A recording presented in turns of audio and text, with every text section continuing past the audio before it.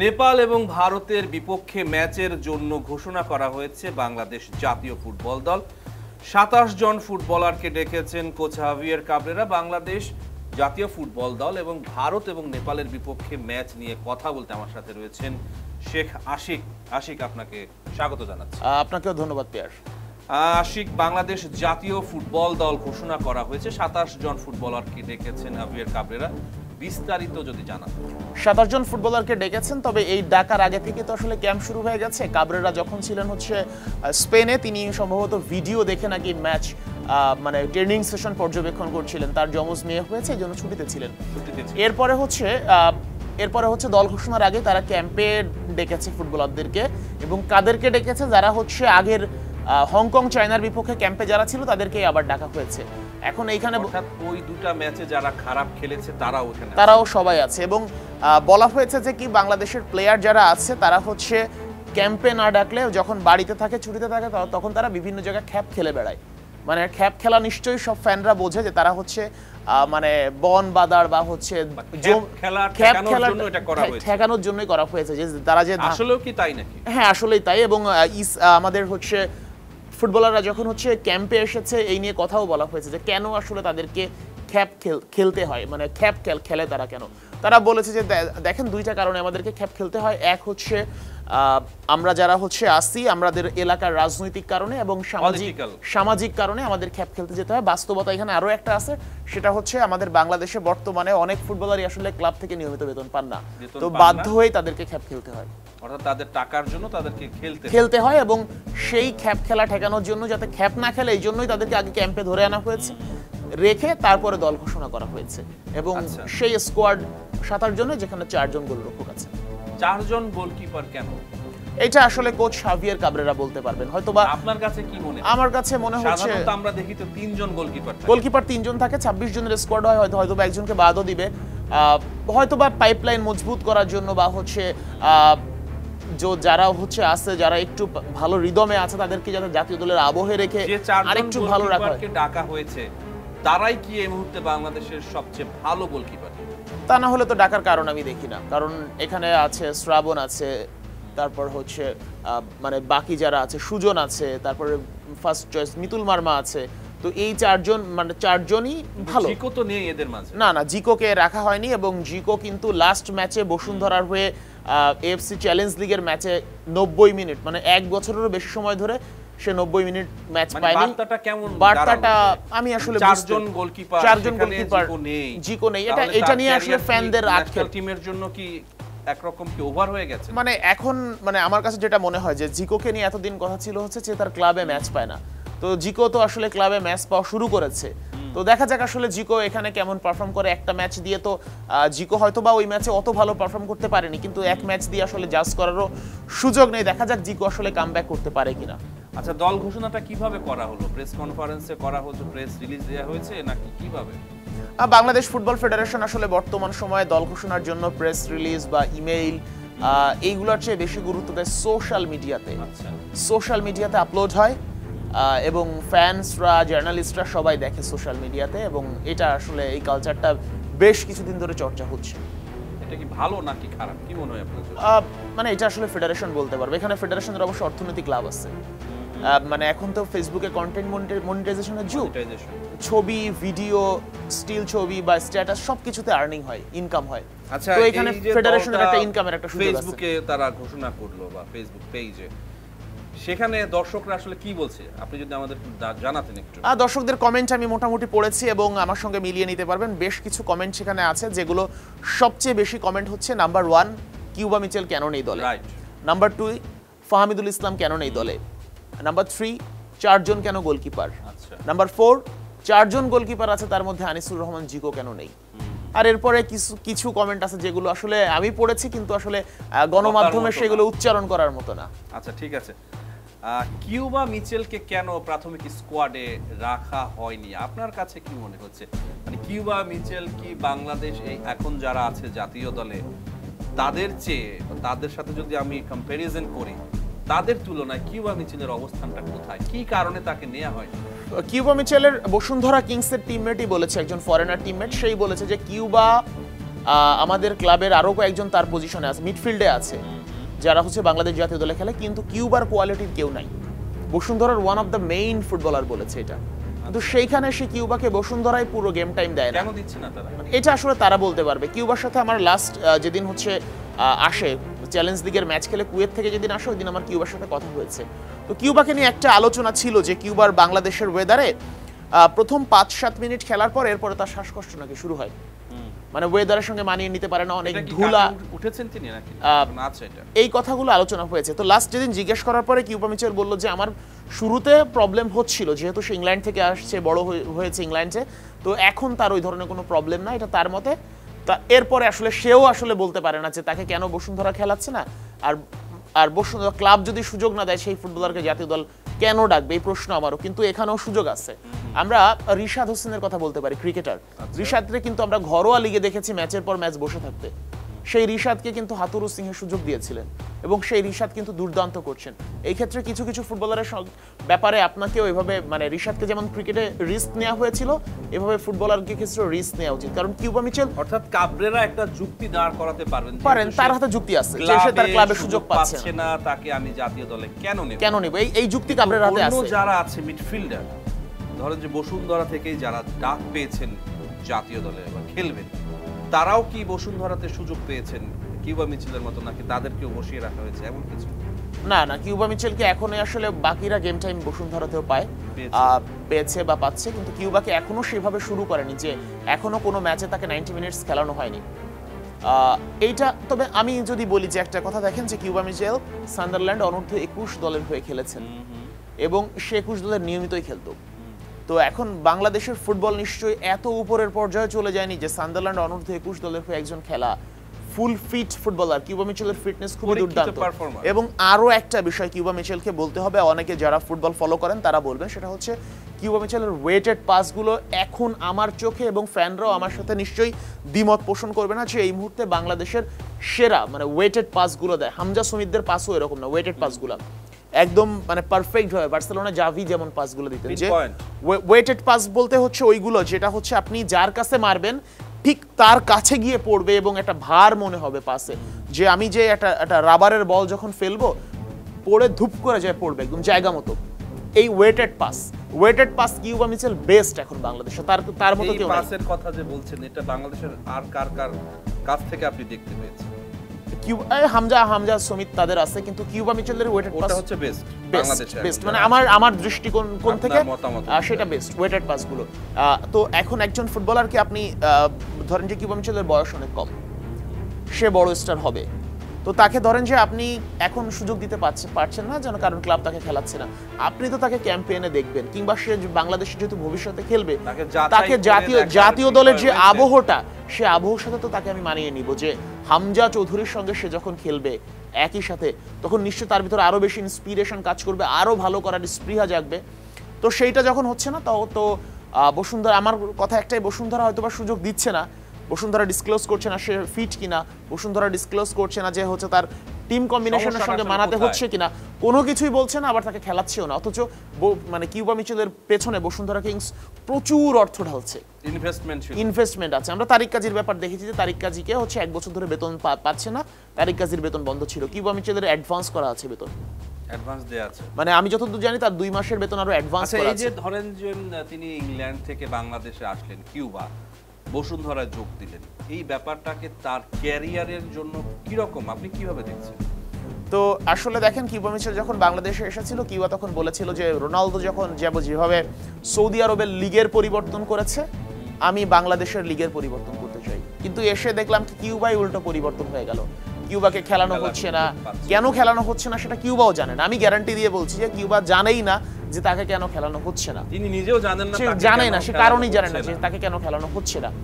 এবং একই সঙ্গে মানে জাতীয় দলে আমি হতে পারে যে ক্লাবে কোনো কারণে কম্বিনেশনের সমস্যা হচ্ছে, কিউবার প্রোফাইল সম্পর্কে তো কোচ হাভিয়ার কাবরেরা জানে, বাংলাদেশ দলের টিম ম্যানেজমেন্টরা জানে, তারা জাতীয় দলে এনে দেখুক যে কিউবা কেমন, জাতীয় দলে 2-1টা ম্যাচ খেলিয়ে দেখুক। চাচ্ছেন যে ইংল্যান্ড থেকে তিনি যে বাংলাদেশের ঘরোয়া লিগে খেলতে এসেছেন, এটা তার ক্যারিয়ারের জন্য একটা ক্ষতির মতো, মানে এখন আমি তো দেখছি যে কিউবার ক্যারিয়ার মানে হুমকির মুখে পড়ে গেছে, হুমকির মুখে পড়ে কিউবার সঙ্গে একই সঙ্গে আমরা দেখেছিলাম তানিল সালিক, অনেক অসাধারণ একটা ফুটবলার, তাকেও এনে অনূর্ধ্ব 23-এ হচ্ছে খেলানোই হলো না, অল্প মানে যতটুকু গেম টাইম দেওয়া হয়েছিল সে ভালো খেলেছে।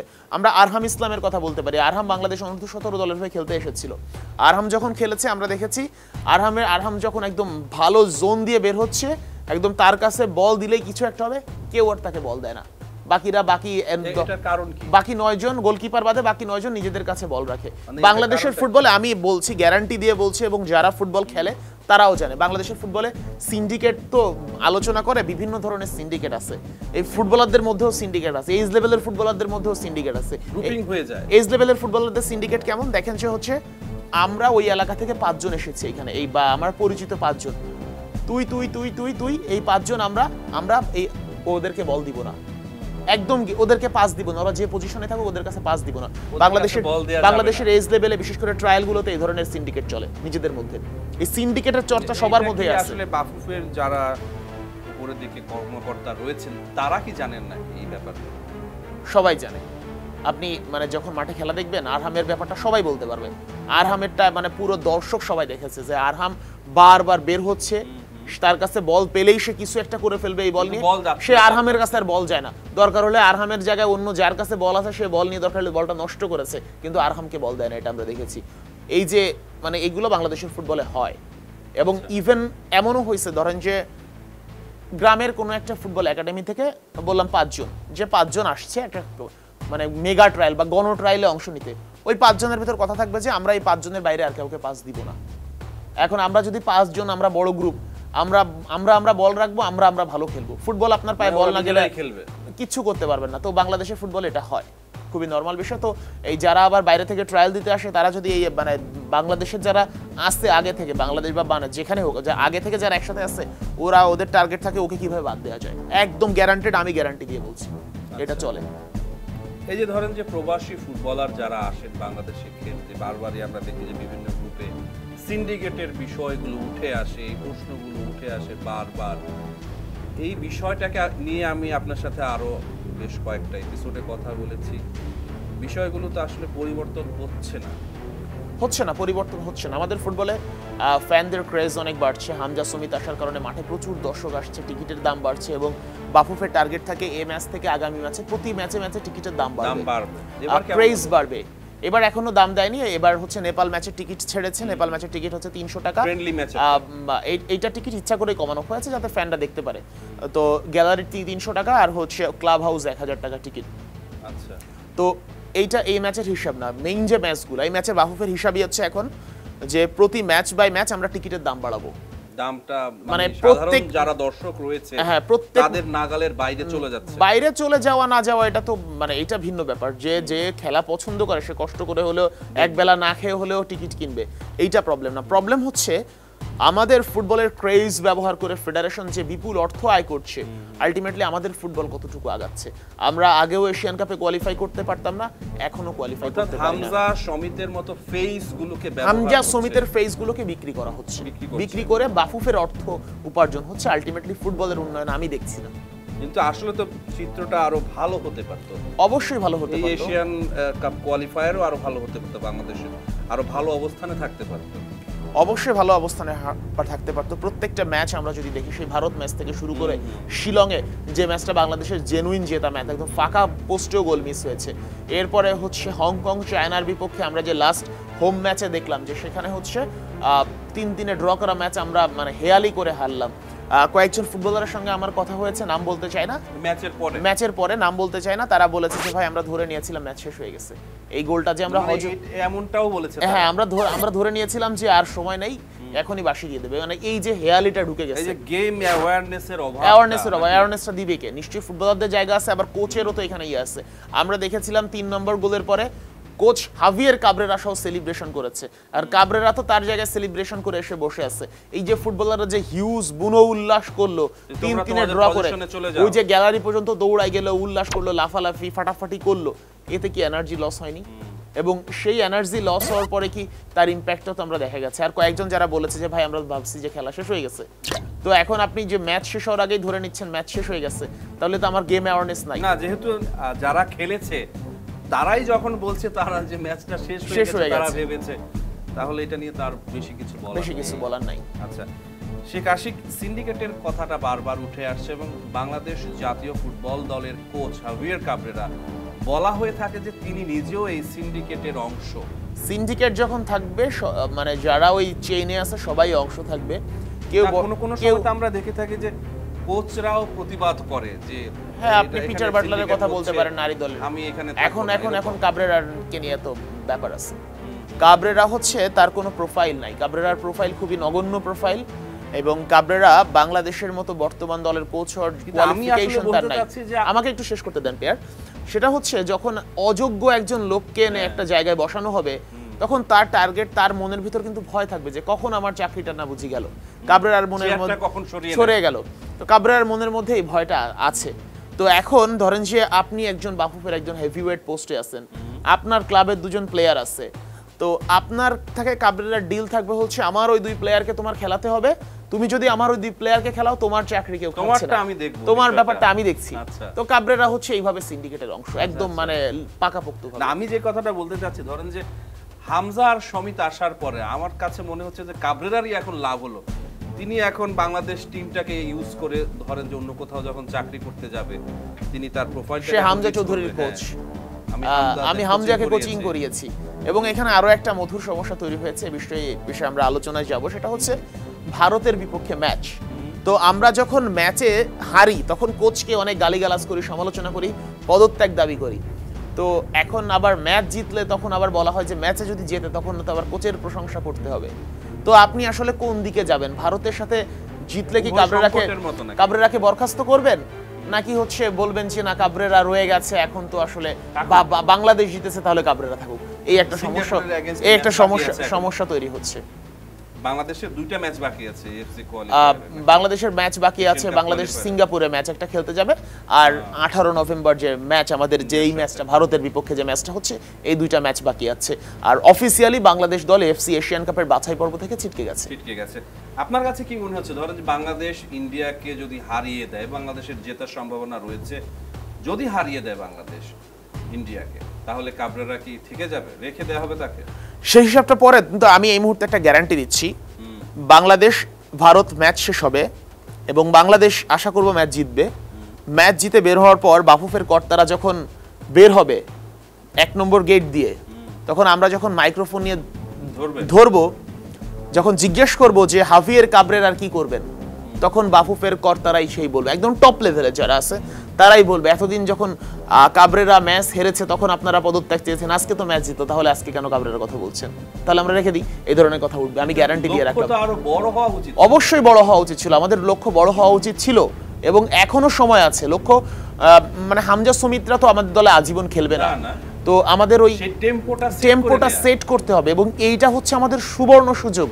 তাদেরকে কাজে লাগিয়ে আমাদের দলটাকে আগামী 50 বছরের জন্য কিভাবে স্ট্রাকচার তৈরি করে ফেলা যায়, একের পর এক ফুটবলার সেটা করতে হবে। আশিক, আপনি তো বলছিলেন যে যারা ট্রায়াল দিতে আসে তারা নিজেরা এই গ্রুপিং এর অংশ, তারা নিজেরাই গ্রুপিং করে ফেলছে। হ্যাঁ, এটা তো হয়। ধরেন যে এমন হলো, ধরেন যে আমি বিশ্বক চাকমার কথা আমরা আলোচনা করেছি, দেখা গেল যে হঠাৎ একদিন তাকে নিয়ে কিন্তু এখনো অনেক আমি একটু শেষ করি পেয়ার, সেটা হচ্ছে আগ্রহ অবশ্যই আছে। তো ধরেন যে অনেক বেশি মিডিয়া প্রেসার, ফ্যানদের প্রেসার, বলা হলো যে ঠিক আছে বিশ্বক চাকমাকে একটা ক্যাম্পে ডাকো, এইচ লেভেলের একটা ক্যাম্পে ডাকো, ও ওইসব প্লেয়ারদের সাথে খেলেছে, আমাদের যারা মূল টিমের প্লেয়ার তাদের সাথেও কেমন করে দেখবো। এবার মূল টিমে এনে দিল, বিশ্বক চাকমাকে দিল। এবার দেওয়ার পর মূল টিমে বাকি যারা আছে সবাই একটা গ্রুপ মিটিং হয়ে গেল, যে তোরা কেউ ওই চুল সাদা ছেলেটাকে তোরা কেউ বল দিবি না। এবার বল যদিও না পায় ও কি খেলবে? এটা কি আপনি মানে একদম শিওর? আমি আপনাকে একটা উদাহরণ দিচ্ছি। একটা ক্লাবে ট্রায়ালের আগে একটা প্লেয়ার ট্রায়াল দিবে, তো ট্রায়ালে দেওয়ার আগে কোচকে বলতেছে, আমি তার কথা বলতেছি, আমি তার খেলাটা দেখেছি, খেলা দেখে বলছি ও খুব ভালো ফুটবলার। আমাকে কোচ বলছে যে সে খুব ভালো ফুটবলার, আপনি বলছেন, আমিও মানি সে ভালো ফুটবলার, আমি ওকে ট্রায়ালে নেব।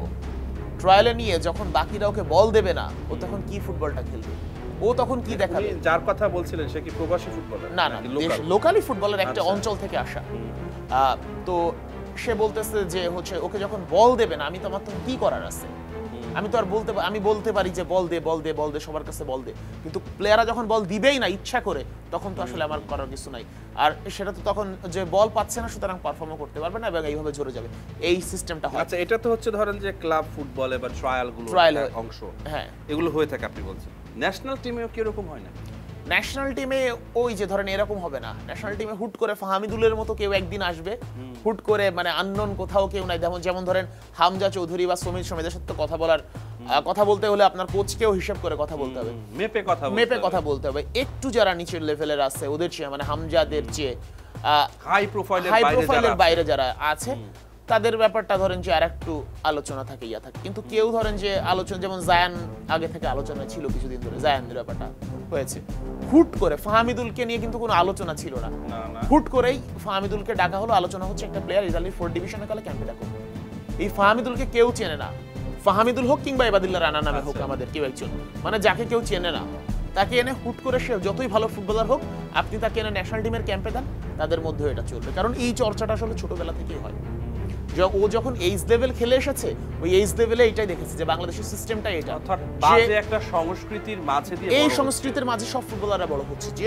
যে ফুটবলার আসছে সে হচ্ছে ছোটবেলা থেকে দেখে আসছে সিস্টেমটা এরকম, যে ও নতুন কোথাও থেকে আসছে ওকে আমরা সবাই মিলে বলবো। বাফুফের যে একাডেমি রয়েছে, এবং আমি আরেকটু শেষ করতে দেন, ধরেন যে আরেকজন ফুটবলারের অভিজ্ঞতা থেকে আমি বলছি, ধরেন যে আপনার সাথে এমন করা হয়েছে, আপনি ট্রায়াল দিতে এসেছিলেন, আপনার সাথে এমন করা হয়েছে, এরপরে কোনোভাবে আপনি ওই ক্লাবে টিকে গেলেন, টিকে যাওয়ার পর কিছুদিন পরে নিশ্চয়ই আরো ট্রায়াল হবে, আরো প্লেয়ার আসবে, এই ট্রায়ালের আগে আপনার কিন্তু একটা টিকে যাওয়ার পরে আপনার কিন্তু টিমমেটদের সাথে সখ্যতা ভালো হয়ে যাবে, তখন আবার নতুন কেউ আসবে, তখন কিন্তু যে আলোচনাটা হবে যে ওকে আমরা বল দেব না, সেই আলোচনায় আপনিও আছেন তখন, মানে আপনাকে নিয়ে এই কালচারটা হয়েছিল, চেইন তৈরি হয়ে গেল, আপনাকে নিয়ে এই কালচারটা হয়েছিল, কিন্তু আপনি কোনোভাবে সেটা পার করে টিকে গেছেন টিমে, ভবিষ্যতে আপনাকে সাথে নিয়েই তখন এই চলবে। আমাদের ফুটবলারদের মানসিকতাটা এভাবেই আগাচ্ছে।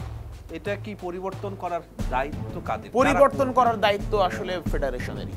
আপনি স্ট্রিক হন, একদম পয়েন্ট বাই পয়েন্ট ধরেন, নাকি পরিবার থেকে এটা শিক্ষা দেয়া? পরিবার থেকে এইগুলো, এই যে আমরা যে বলি যে নৈতিকতা শিক্ষা, মানবিকতা শিক্ষা, আমরাও পড়েছি যে সামাজিকরণের মুখ্য ভূমিকা পারে পরিবার, এ ধরনের বিভিন্ন নীতিকথা আসলে পড়েছি। নীতিকথা দিয়ে আসলে কাজ হয় না, পরিবার শিক্ষা দিবে, সবই ঠিক আছে। এমন অনেক ফুটবলার আছে যার কোনো পরিবারের নেই, রুট নাই, এমন অনেক ফুটবলার আছে যে সেই হচ্ছে তার পরিবারের সবচেয়ে মানে বোধগম্য ব্যক্তি আছে। তো এই জায়গাতে আসলে পরিবার আছে ঠিক আছে, কিন্তু সব কথার এক কথা ভাই, আইন এবং আইনের প্রয়োগের উপর কিছু নাই। আপনার চোখের সামনে, আপনি যখন কোচ আপনার চোখের সামনে যখন ফুটবল অনিয়ম করতেছে, সিন্ডিকেট করতেছে নিজেদের মধ্যে প্লেয়াররা, তখন আপনি যদি কড়া হাসতে ওইটা দমন করেন, পরের দিন ওর সাহসও পাবেন, ওর জায়গায় অন্য কেউ সাহস পাবে না। এটাই তো, এটা কোচদের ভয় কিসের? কোচদের কোনো ভয় নেই, কোচদেরও কোচের অনেক পছন্দের ফুটবলার থাকে, প্রত্যেক কোচের আছে, এই ধরনেরই চলে। মানে এখানে মানসিকতাটা আসলে খুব ন্যারো মাইন্ডেড, মানে একদম ন্যারো মানসিকতা তৈরি হয়েছে, সিস্টেমটাই আসলে এমন। এখানে ইন্ডিভিজুয়াল আমি ওকে ধরে বলতে পারি না যে ওর কারণে এমন হয়েছে, ও আসলে এটা দেখেই বড় হয়েছে। সেই কোচ, মানে যে কোচের কথা বলছেন, সেই কোচ যখন প্লেয়ার ছিল সেও এটা ফেস করে আসছে, কিংবা এখন যে সিনিয়র প্লেয়ার আছে সেও জুনিয়র এই যে এটা ফেস করে আসছে, এই কালচারটা হয়ে চলছে। আশিক, ওই যে বাফুফে দল ঘোষণা করলো তাদের পেজে, সেখানে অনেকেই লিখছেন যে ফাহমিদুলকে কেন নেওয়া হলো না। আসলে যারা ফুটবল ফ্যান্স, আপামোর ফ্যান্স, তারা আসলে অনেক সময় অনেক খবর রাখার মানে সময় হয় না, খুবই নর্মাল বিষয়। কারণ আমি মানে সবসময় সব খবর রাখা সম্ভব হয় না, খুবই নর্মাল। ফাহমিদুল আসলে মানে তার হলুদ কার্ড জনিত কারণে ভারত ম্যাচে খেলতে পারবেন না। এখন ভারত ম্যাচ মিস করার ফলে এখন ফেডারেশন চিন্তা করেছে যে তাকে শুধুমাত্র নেপাল ম্যাচের জন্য আনা উচিত হবে কিনা, মানে এটা তাদের ব্যাপার, চিন্তা করতেই পারে, আনতে পারে। কিন্তু এখানে একটা ব্যাপার থাকে, আপনি যারা প্রবাসে থাকে, মানে ফুটবলার যারা দেশের বাইরে থাকে, তাদের টিকিটের খরচটা ফেডারেশনে দিতে হয়। মানে সেই দেশ থেকে এসে খেলে যাবে, তার টিকিটের খরচটা ফেডারেশনে দিতে হয়। ফেডারেশন এটাও চিন্তা করতে পারে, দিতে চাচ্ছে না এরকম কিছু? না, এমন কিছু না। ফেডারেশন এটা চিন্তা করতে পারে যে ও নেপাল ম্যাচ, একটা ফ্রেন্ডলি ম্যাচ, এত টাকা খরচ করে তাকে ইতালি থেকে আনবো আবার পাঠাবো, না ধরেন দরকার সে যদি খেলতো এই ম্যাচটা, তার সাথে তো টিমমেটদের বন্ডিংটা আরো বাড়বে। হ্যাঁ, এইটাই তো কথা। আজকে ফাহমিদুল ধরেন যে নাকি এমন কিছু হয়েছে যে ফাহমিদুল নিজেই বলেছে আমি নেপালের এগেইনস্টে খেলবো না, এই ধরনের কোনো আমি দেখি নেপাল, কারণ ফাহমিদুলটা যখন কনফার্ম হয়েছে তখন আফগানিস্তান ম্যাচ ছিল, নেপাল ম্যাচ নিয়ে আলোচনাও নাই।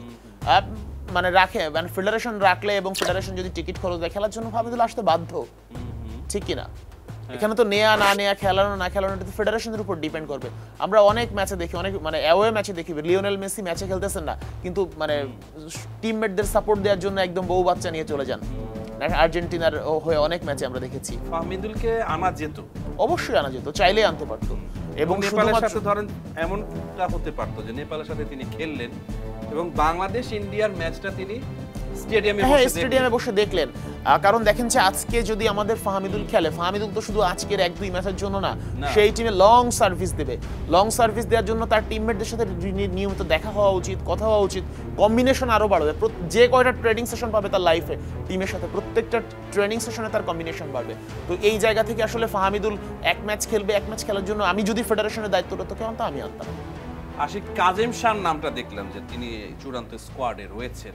কাজেম শাহর ব্যাপার কি বলবেন? কিছুদিন আগে আপনি ইন্টারভিউ করেছেন। হ্যাঁ, কাজেম শাহর ইন্টারভিউ পাবলিশ হবে, এখন হয়নি।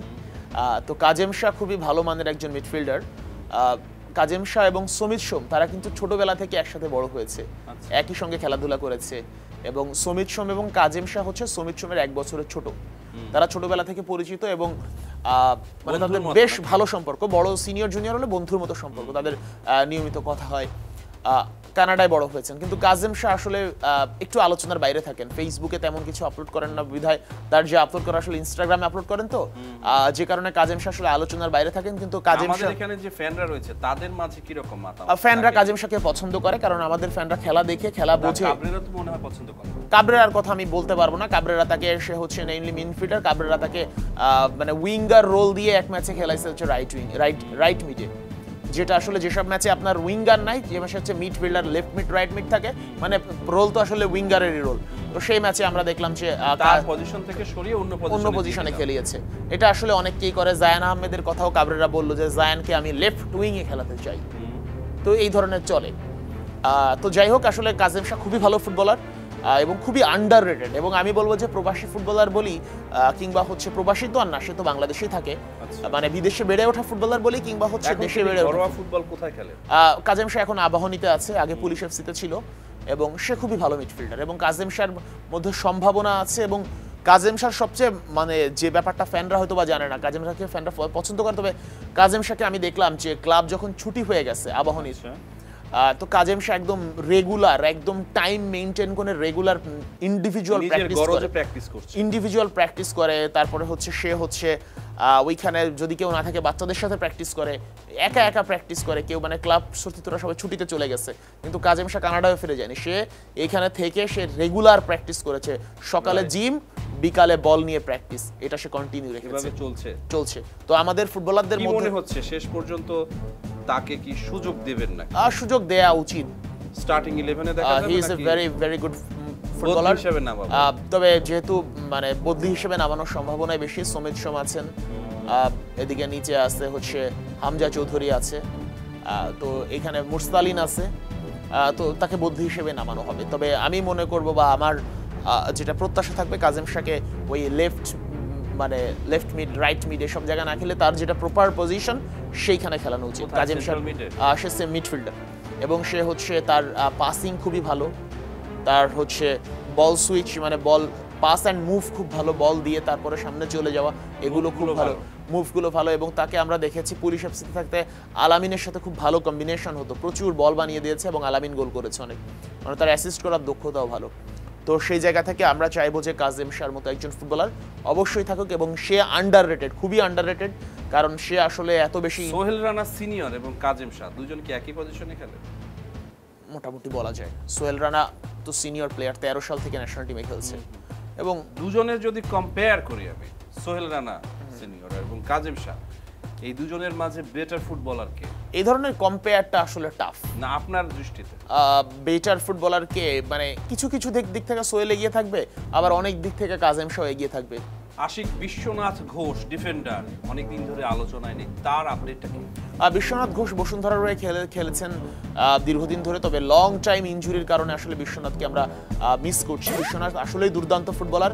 আমরা যে রাইট ব্যাকের যে প্রবলেমটাই ভুগি, সেই বডি ল্যাঙ্গুয়েজটা তার খুবই এগ্রেসিভ এবং মানে রাইট ব্যাক হওয়ার মতো একজন মানে ডিফেন্ডারের যে স্ট্রেংথটা থাকা দরকার, বিন্দু দিয়ে লড়ার মতো সেটা বিশ্বনাথের মধ্যে, সেটা বিশ্বনাথের মধ্যে আছে। এবং ফ্যানরা একসময় বিশ্বনাথকে ট্রল করতো কিন্তু যখন আবার বিশ্বনাথ তার ফর্ম ফিরে পেল তখন কিন্তু ফ্যানরা অনেক ভালোবাসাও তাকে দেখিয়েছে। বাংলাদেশের ফ্যানরা তাই করে, যে তাই করে। পারফর্ম করে তাকে মাথায় তুলে তাকে মাথায় বিশ্বনাথকে ফ্যানরা পছন্দ করে কারণ তার পারফরমেন্সের জন্য। এবং আমরা প্রত্যাশা করব ইনজুরি বিশ্বনাথের সাথে আমার রিসেন্টলি কথা হয়েছে, সে মোটামুটি এখন ভালো। ভালো আছে। তবে ওই যে একটা মানে দীর্ঘদিন ইনজুরি থাকলে ফুটবলারদের মধ্যে একটা ভয় কাজ করে যে আমি আবার ওইখানে আঘাত পাই কিনা, বা আমি যেই শটটা নিব এই ট্যাকেল এই চার্জে যাব, আগের যে ছন্দ সেটা নাই। ছন্দটা চলে আসবে। কারণ এটা ফিরতে 2-1 মাস সময় লাগে। একজন ফুটবলার এরকম লং মানে বেশ কয়েক মাসের ইনজুরি থেকে ফেরার পর আরো বেশ কিছুদিন সময় লাগে সেই ভয়টা কাটাতে। যখন তার ভয়টা পুরোপুরি কেটে যাবে এবং সে মানে যখন বিশ্বাস করতে পারবে যে আমি যত কঠিন চার্জে যাওয়ার দরকারে আমি যাব, আমার কোনো প্রবলেম হবে না, এই বিশ্বাসটা যেদিন করতে পারবে আমরা সেই বিশ্বনাথকে ফিরে পাবো। বাংলাদেশ দলের অন্যতম সেরা ডিফেন্ডার তারিক কাজী, তার আপডেটটা কি? তিনি এখন ঘরোয়া লিগে কোন ক্লাবে যাবে? তারিক কাজী চেষ্টা করছে দেশের বাইরের ক্লাবেও যাওয়া যায় কিনা সেই চেষ্টাও করছে। এদিকে আমাদের ক্যাপ্টেন জামাল সাথে কি কথা হয়েছে? তারিক কাজীর সাথে কথা না হলেও তার কাছের লোকজনের সাথে কথা হয়েছে।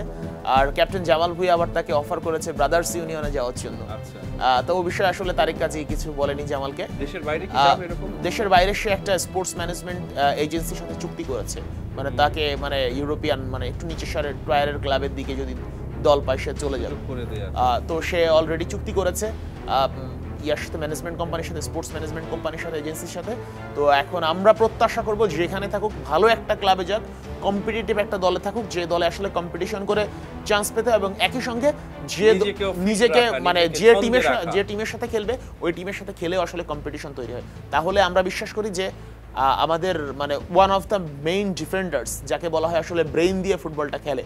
তো তারেক কাজীকে নিয়ে একটা প্রবলেম আমি দেখেছি, ভক্তরাও দেখেছে, হয়তোবা যারা ফুটবল ফলো করে তারা বলতে পারবে। সেটা হচ্ছে তারেক কাজী যে একটা আর্মি ট্রেনিং করেছে ফিনল্যান্ডে, এটা হচ্ছে তাদের নাগরিক কি বাধ্যতামূলক যে আর্মি ট্রেনিংটা সেটা করেছে নাগরিকদের সাথে, মানে ওদের দেশের ইসরায়েলের মতো সকল নাগরিককে করতে হয়। সেটা করার পর আমার কাছে মনে হচ্ছে যে তারেক কাজীর ফিজিকটা একটু মানে শক্ত টাইপের হয়ে গিয়েছে, মানে ফ্লেক্সিবিলিটিটা কমে গেছে। আগের মতো ফিটনেস আগের চেয়ে কিন্তু তারিক কাজী ওজন কমিয়েছে। ওজন কমালেও ওই মানে আগে যেমন এগ্রেসিভ ছিল কিংবা হচ্ছে বল রিকভারি বা ফাস্ট মুভ ওইটা কিছুটা কমেছে। তো নড়াচড়া কিন্তু ওজন কমেছে আর্মি ট্রেনিং করে। আর্মি ট্রেনিং গুলো হয় কি শরীর স্ট্রং হয়ে যায়। এখন স্পোর্টসম্যানদের তো আসলে শরীর থাকবে ফ্লেক্সিবল, ফিজিক ভালো থাকবে, ফিটনেস ভালো থাকবে এবং ফ্লেক্সিবল থাকবে। কিন্তু ফ্লেক্সিবিলিটিটা আমার কাছে মনে হচ্ছে তারেক কাজীর ফ্লেক্সিবিলিটি কিছুটা ফল করেছে, যে কারণে এটা হয়তো বা ফিরে পাবে, ট্রেনিং করবে নিশ্চয়ই। স্পোর্টসের যে ট্রেনিং গুলো আছে এগুলো করলে আস্তে আস্তে ফিরে আসবে। তবে তারেক কাজীর বয়স মাত্র 25 বছর, তো সেই জায়গা থেকে আসলে তার হাতে সময় আছে, লম্বা একটা ক্যারিয়ারের জন্য অপেক্ষা করছে জাতীয় দলে। আপনার তো তাই মনে হয়? অবশ্যই।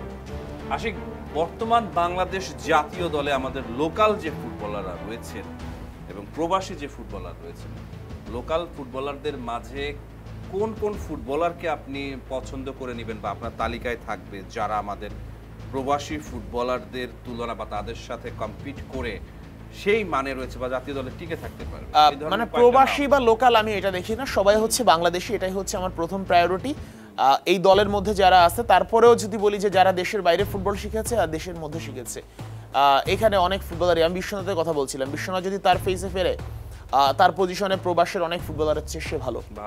আমরা মুরসালিনের কথা বলতে পারি, মুরসালিন তার জায়গায় খুবই ভালো। রাকিব যদি রাইট উইং এ খেলে, সে রাকিব রাইট উইং এর জন্য খুবই ভালো। ফয়সাল আহমেদ ফাহিমকে খারাপ বলার সুযোগ, মানে কিছু কিছু ভুল সে করে, যেমন একটা হেড দিয়েছিল যে হেডটা পেছনে চলে গিয়েছিল। ফয়সাল আহমেদ ফাহিম ভালো। ফাহিম লেফট উইং দিয়ে যে অ্যাটাকগুলো করে, বিশেষ করে আমরা সিঙ্গাপুর ম্যাচে দেখেছিলাম তার একটা জেনুইন পেনাল্টি দেয়নি ফাহিম। তারপরে হচ্ছে এই যে আমরা যে গোলটা হলো, ইসের সঙ্গে একটা গোল হয়েছিল যে গোলে আসলে হংকং চায়নার সাথে, যে গোলে আসলে ফাহিমের যে অবদান ছিল, যে ফাহিম ফার্স্টে বল দিয়েছিলেন, তারপরে ফাহমিদুল থেকে রাকিব। ফাহিম ভালো। তারপরেও আমি ফাহিমকে জিজ্ঞেস করেছিলাম আপনার নিশ্চয়ই এখন ফাহমিদুল চলে আসার কারণে কম্পিটিশনটা বেড়ে গেছে, তো সেটা হচ্ছে সে মেনে নিয়েছে। এখন সে বলছে যে কম্পিটিশন তো করাই উচিত, কম্পিটিশন করলে আমার জন্যই ভালো। আমরা আমাদের গোলকিপার মিতুল মার্মা আছে, তাকে আপাতত রিপ্লেস করার মতো গোলকিপার প্রবাসে নাই, দেশে থাকতে পারে যদি কেউ প্রস্তুত হতে পারে।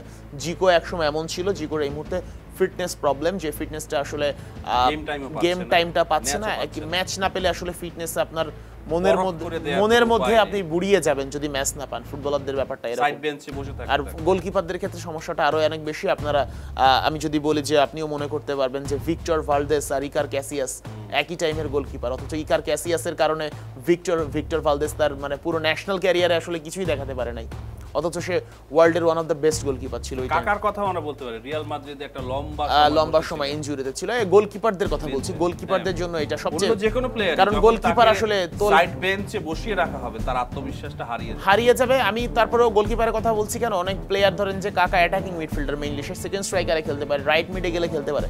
একটা গোলকিপার নিশ্চয়ই আপনার গোলকিপিং পজিশন ছাড়া অন্য কোথাও খেলবে না। আর গোলকিপার একটা ম্যাচের মধ্যে পরিবর্তন করারও প্রয়োজন পড়ে না যদি কোনো ইনজুর্ড না হয় বা কোনো প্রবলেম ফেস পরিবর্তন করার প্রয়োজন মনে পড়ে না। আমরা এমিলিয়ানো মার্টিনেজকে দেখেছি আর্জেন্টিনা, রুলির মতো গোলকিপার আছে কিন্তু তাদের আসলে মার্টিনেজকে বিট করার মতো নাই, যে কারণে সে যতই ভালো গোলকিপার হোক লাভ হচ্ছে না। তো গোলকিপিং পজিশনটা আসলেই এমনই। তো এই জায়গাগুলোতে আসলে এগিয়ে আছে। তবে আমরা প্রবাসী যদি বলে আমরা ফাহামিদুলের কথা বলতে পারি, যেমন ফাহামিদুল আমার লেফট উইং খেলতে পারে, লাস্ট ম্যাচে রাইট উইংয়ে খেলেছে, সেও ফাহামিদুল রাইট উইংয়ে ভালো খেলেছে। জায়ান আহমেদকে কোচ লেফট উইংয়ে খেলাতে চান কিন্তু সে লেফট ব্যাকে দুর্দান্ত। এরা আসলে আমাদের ফিউচার প্রজেক্ট। তবে দিন শেষে কথা একটাই, প্রবাসী বা বিদেশি এসব কোনো কথা না, এগুলো কিছু বিদেশি তো নাই, সবাই আমাদের বাংলাদেশি ফুটবলার, দেশের ফুটবলার, বাংলাদেশের জার্সি পরে একসাথে 11 জন মাঠে নামে লড়াই করবে, জিতবে। এবং বাংলাদেশের ভক্ত যারা ফুটবলের জন্য পুরো রাত দিন এক করে দেন, কিছুই চান না তারা, তাদের চাওয়া একটাই বাংলাদেশ ভালো খেলুক, বাংলাদেশ জয় পাক। তো তাদের মানে চাওয়াটা পূরণ করুক, এটাই আসলে আমার প্রত্যাশা। ইন্ডিয়ার এগেইনস্টে বাংলাদেশ কি করতে পারে এবং নেপালের সাথে বাংলাদেশ নেপালের সাথে জিতবে। যদি নেপালে যে আমরা ফ্রেন্ডলি ম্যাচ হয়েছিল, একটা ম্যাচ তো আসলে আন্দোলনের কারণে বাতিল হয়ে যায়। প্রথম ম্যাচটা আমি মাঠে বসে কভার করেছি। নেপালে বাংলাদেশের আসলে জেতা উচিত ছিল, যদিও গোল মিস হয়েছিল অনেক। তবে আমি বলবো যে ভারতকে বাংলাদেশ এবার হারাবে এবং আমার এই বিশ্বাস আছে, ভক্তরাও বিশ্বাস করে। নেপালের এগেইনস্টে কি হামজা এবং সমিত দুজন খেলবেন? হ্যাঁ, দুজনই খেলবেন। হামজা লাস্ট ম্যাচে হামজা খেলবেন, আগে থেকে নিজেই বলেছেন যে আমি খেলতে চাই ম্যাচটা, যদিও আফগানিস্তান ম্যাচের সময় বলেছিল। এরপরে ম্যাচ শেষ হয়েছে, হামজা খেলবে। হামজা সম্ভবত সব ঠিকঠাক থাকলে 10 নভেম্বর বাংলাদেশে আসবেন। আর সমিত সোমের ফাইনাল আছে 9 তারিখে। ফাইনাল শেষ হওয়ার পর সমিত সোমও চলে আসতেছে। সমিত সোম কে নিয়ে তার ক্লাবও পোস্ট দিয়েছে একটা, যে বাংলাদেশের ফ্ল্যাগ দিয়েছে, বাংলাদেশ কলিং বা এই টাইপ সামথিং। দুজনই খেলবে নেপাল ম্যাচে। এবং আমরা নেপাল ম্যাচটা হবে কি, ভারতকে হারানোর প্র্যাকটিসটা আমরা করব নেপাল ম্যাচে। নেপালকে হারিয়ে মানে প্রস্তুতির হবে পুরোপুরি, আর ফাইনাল ভারতকে হারিয়ে বাছাই পর্বের যে একটা বাছাই পর্ব থেকে বাদ পড়ার যে আক্ষেপ, সেটা কিছুটা হলেও বুঝবে। আপনাকে অসংখ্য ধন্যবাদ। আপনাকে ধন্যবাদ। নেপাল এবং ভারতের বিপক্ষে ম্যাচের জন্য বাংলাদেশ জাতীয় দল ঘোষণা করা হয়ে গেছে এবং বাংলাদেশ দল প্রস্তুতি নিচ্ছে নেপাল এবং ভারত দুইটা দলকে হারানোর জন্য। ফ্যানদের প্রত্যাশা বাংলাদেশ ইন্ডিয়াকে হারিয়ে এফসি এশিয়ান কাপ কোয়ালিফায়ারে প্রথম জয়টা তুলে নেবে। Rahman pair, star news.